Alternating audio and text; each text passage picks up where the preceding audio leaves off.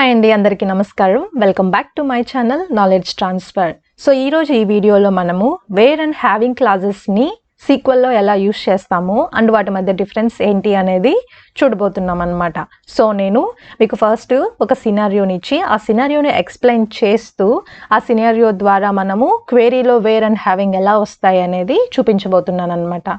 So let's start today's video. Okay, the first scenario వచ్చేసి write a SQL query to find the total salary of the employees. మనం ఇక్కడ వరకు stop చేస్తే మీకు part 5లో నేను aggregate functions explain చేసేటప్పుడు ఈ క్వశ్చన్ ఎక్స్ప్లెయిన్ చేస్తున్నాను.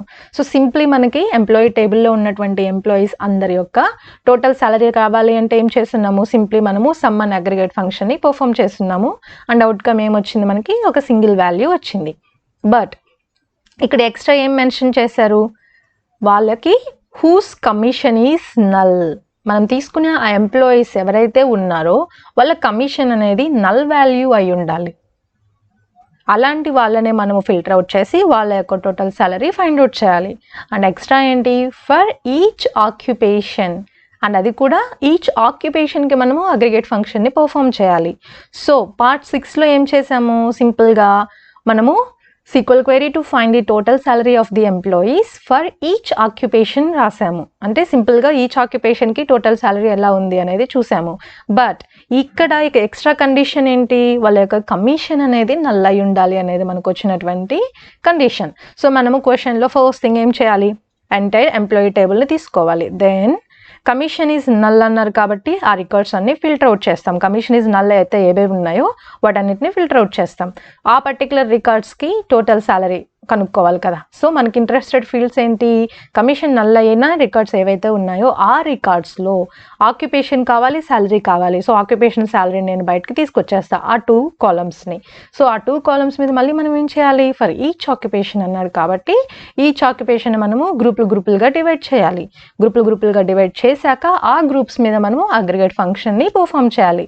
ఇలాగ ఈ సినారియోకి మనము ఆన్సర్ చేయబోతున్నాం అనమాట. So let's start. ఓకే, మనకి ఇది employee table. As usual employee ID, employee name, job name, manager ID, hire date, salary and commission and department ID. So first ఏమన్నారు, మనకి సాలరీ కావాలి. ఎవరికి, ఆ ఎంప్లాయీస్ యొక్క కమిషన్ అనేది నల్ అయి ఉండే వాళ్ళకి. సో ఫస్ట్ ఏంటి కండిషన్, కమిషన్ అనేది నల్ అయి ఉన్న రికార్డ్స్ని ఫిల్టర్ అవుట్ చేయాలి. సో మీరు రిమైనింగ్ చూసినట్లయితే ఇవి నల్ కాదు, నాట్ నల్. దట్ మీన్స్ ఒక వాల్యూ అనేది ఎగ్జిస్ట్ అయ్యి ఉంది. ఓకే, కమిషన్ నల్ అయిన వాటిని ఫిల్టర్ అవుట్ చేశాక నాకు ఇంట్రెస్టెడ్ ఫీల్డ్స్ ఏంటి, దీంట్లో ఈ కండిషన్ సాటిస్ఫై చేశాక వాళ్ళ యొక్క occupation which is nothing but job name and their salary, నాకు ఇవి కావాలి. సో ఈ కమిషన్ నల్ అయిన పర్టికులర్ రికార్డ్స్లో నేను జాబ్ నేమ్ని, సాలరీని ఫిల్టర్ అవుట్ చేయాలి. సో నాకు ఇప్పుడు ఈ యొక్క గ్రీన్ కలర్లో ఏవైతే నేను హైలైట్ చేస్తున్నానో అది నాకు బయటికి రావాలి. సో ఇప్పుడు మనం కండిషన్ ఏం రాయొచ్చు, సెలెక్ట్, మనకి జాబ్ నేమ్ కావాలి, సాలరీ కావాలి, ఇవి రెండు మన interested fields. From table name where condition commission is null. So where అనేది మనం ఇక్కడ కమిషన్ యూస్ చేస్తున్నాం. సో ప్రీవియస్ కేసులో మనం సింపుల్గా వేర్ని యూస్ చేస్తున్నాము. ఐ మీన్ లైక్ మీకు బూలియన్ ఆపరేటర్స్ అవన్నీ చెప్పినప్పుడు కూడా నేను వేర్ యూస్ చేసి కండిషన్ మెన్షన్ చేస్తున్నాను. సో సిమిలర్ వేలో ఇక్కడ కూడా మనము వేర్ కమిషన్ ఈజ్ నల్ అనేది యూస్ చేస్తాం. సో మనము ఈ క్వెరీ పర్ఫామ్ చేసినప్పుడు మనకి అవుట్కమ్ అనేది ఇలా వస్తుంది. సో నౌ మళ్ళీ నెక్స్ట్ ఏంటి, మనం ఏం చేయాలి, ఫర్ ఈచ్ ఆక్యుపేషన్కి కదా మనం ఫైండ్ అవుట్ చేయాలి. అగైన్ మనము ఈచ్ ఆక్యుపేషన్ని గ్రూప్ బై చేయాలి. అనలిస్ట్ ఒక గ్రూప్, క్లర్క్ ఒక గ్రూప్ అండ్ సో ఆన్, అలా మనము గ్రూప్ బై యూస్ చేయాలి. అండ్ దెన్ దాని మీద మనము అగ్రిగేట్ ఫంక్షన్ని పర్ఫామ్ చేయాలి. సో సింప్లీ ఏమొస్తుంది, వేరే తర్వాత గ్రూప్ బై జాబ్ నేమ్ వస్తుంది అండ్ దాని మీద మనం అగ్రిగేట్ ఫంక్షన్ సమ్ యూస్ చేస్తున్నాం కాబట్టి ఇక్కడ సమ్ ఆఫ్ సాలరీ వస్తుంది. సో మీరు అబ్జర్వ్ చేసినట్లయితే group by job name add అయ్యింది. సో గ్రూప్ బై చేసేసాక అనలిస్ట్ అంతా ఒక గ్రూప్, క్లర్క్ అంతా ఒక గ్రూప్ అలా అయిపోయింది. అండ్ సాలరీ మీద మనం ఇప్పుడు అగ్రిగేట్ ఫంక్షన్ని పర్ఫామ్ చేయాలి కాబట్టి నేను ఇంకా రెడ్ కలర్లో పెట్టాను. వన్స్ మనం అగ్రిగేట్ ఫంక్షన్ పర్ఫామ్ చేసాము అంటే ఇక్కడ మనం సమ్ ఆఫ్ సాలరీని మెన్షన్ చేస్తున్నట్లు. సో ఫర్ ఈచ్ ఆక్యుపేషన్కి అనలిస్ట్కి దీని సమ్ ఎంత 6200, క్లర్క్కి 4550 అండ్ మేనేజర్కి ఇంత. సో రెసిడెంట్ ఎనీవేస్ 1 రికార్డ్ ఉంది కాబట్టి ఆ వాల్యూనే మనకి వస్తుందన్నమాట. సో ఇలాగ మనము ఫస్ట్ 2 ఫిల్టర్స్ని, ఇంట్రెస్టెడ్ ఫీల్డ్స్ని ఫిల్టర్ అవుట్ చేసేటప్పుడు కండిషన్ ఏదైతే సాటిస్ఫై అవుతుందో ఆ కండిషన్ని బట్టి మనం ఫిల్టర్ అవుట్ చేసుకుంటాము ఆ టేబుల్ నుంచి. దెన్ గ్రూప్ బై చేసి దాని మీద అగ్రిగేట్ ఫంక్షన్ని పర్ఫామ్ చేస్తాము. ఇలాగ మనము where group by aggregate functions together ఒక సినారియోలో ఇలాగా యూస్ చేస్తామన్నమాట. దెన్ మన సెకండ్ సినారియో ఏంటి? Write a SQL query to find the total salary of the employees whose commission is null for each occupation. Until here ఈ రెండు questions same, but extra point ఏం mention చేశారు, which is more than 5,000. ఏంటి more than 5,000 ఉండాలి? నాకు అవుట్కమ్లో వచ్చిన total శాలరీని find out చేసాం కదా, ఫర్ ఈచ్ ఆక్యుపేషన్కి కమిషన్ నల్ ఉన్న వాల్యూస్ వాళ్ళని తీసుకొని ఆ టోటల్ శాలరీ అనేది 5,000 కంటే ఎక్కువ ఉండాలి. సో మీరు ఇప్పుడు సింపుల్గా లాజిక్ గుర్తుపెట్టుకోండి. నాకు వచ్చిన అగ్రిగేట్ ఫంక్షన్ చేశాక కదా టోటల్ శాలరీ వస్తుంది, దాన్ని కదా నేను మోర్ దెన్ 5,000 అని చూపించాలి. బట్ బిఫోర్ గ్రూప్ బై నేను ఈ కండిషన్ పర్ఫామ్ చేయగలనా? Obviously not. గ్రూప్ బై చేయకముందు మనకు అగ్రిగేట్ ఫంక్షన్ అనేది మన టేబుల్లో లేదు, మనం పక్కా గ్రూప్ బై చేశాకనే మనకి ఆ టోటల్ సమ్ అనేది వస్తుంది, దాని మీద మనం పర్ఫామ్ చేయాలి. సో గ్రూప్ బై చేశాక వచ్చే రిజల్ట్ మీద మనం కండిషన్ పెట్టాలి అంటే we have to use having. Group by చెయ్యకముందు మనము రికార్డ్స్ని ఫిల్టర్ అవుట్ చేయాలంటే we have to use where. That's a simple difference. And again here కూడా మనం return occupation and total salary. So దీనికి మళ్ళీ మనం మొత్తం సినారియో అంతా ఎక్స్ప్లెయిన్ చేయాల్సిన అవసరం లేదు. అంటిల్ ఈచ్ ఆక్యుపేషన్కి మనకి వాల్యూ వచ్చేంత వరకు ఇది సేమ్ అవుతుంది. నేను ముందు ఎక్స్ప్లెయిన్ చేశాను కదా, అంతవరకు సేమ్. బట్ ఎక్స్ట్రా కండిషన్ మనము ఫైనల్ అవుట్కమ్ మీద పెడతామన్నమాట.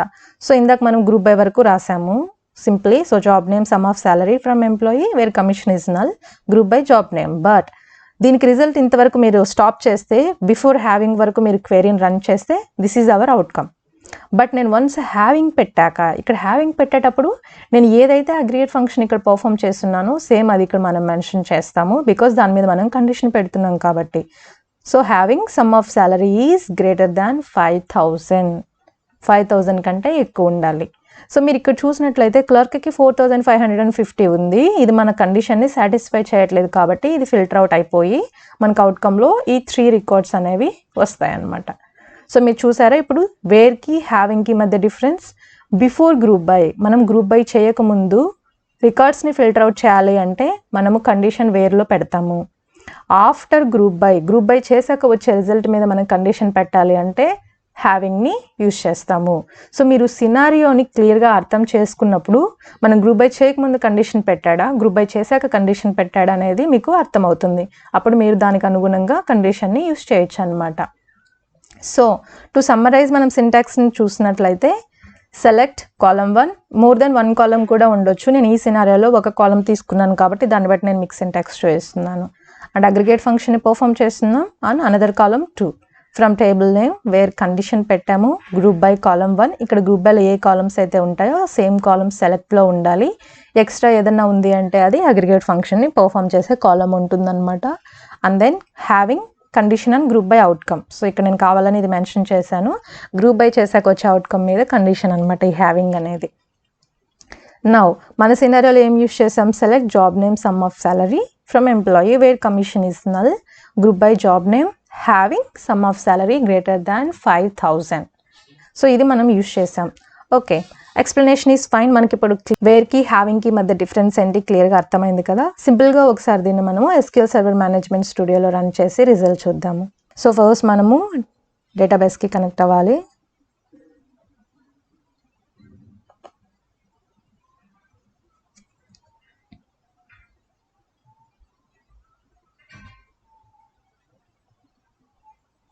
Okay, so first select star, same data use చేస్తున్నామండి ఇక్కడ మనము from my practice.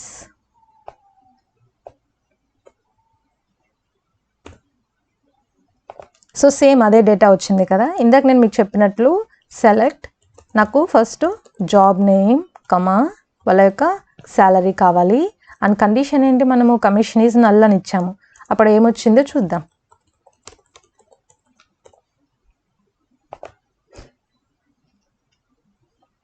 Sorry wear.